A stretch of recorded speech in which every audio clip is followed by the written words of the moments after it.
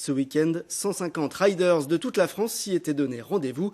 Frisson garanti. Emmanuel Rivalin, Jean-Marie Bavrel. De loin, on dirait des motards. Le même goût du cuir et de la provoque.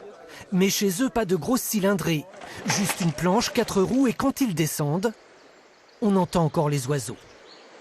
On descend des épingles, il y a des pif-paf pendant la descente, on fait des power slides ou des slides.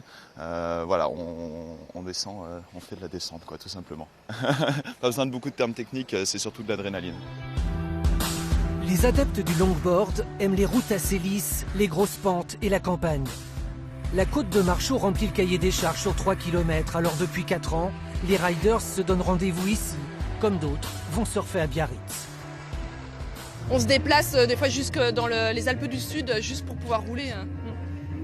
Oui, 8 heures de route, c'est pas un problème. Les meilleurs titillent les 100 km/h. La moindre faute, et c'est la planche à boulettes. La glisse, la vitesse, la sensation de rien maîtriser, c'est génial. La beauté du geste, la technique, c'est impressionnant, c'est beau. Le profil des riders ou des planchistes, plutôt des pères de famille. Il y a 15 ans, ils zonaient sur les skateparks en ville. Aujourd'hui, ils forment toujours une tribu, la Barbe en plus. Oui, la longboard est en train d'exploser, on voit des vidéos de partout. Dans le commerce, donc tout ça, c'est en train d'exploser, on le voit.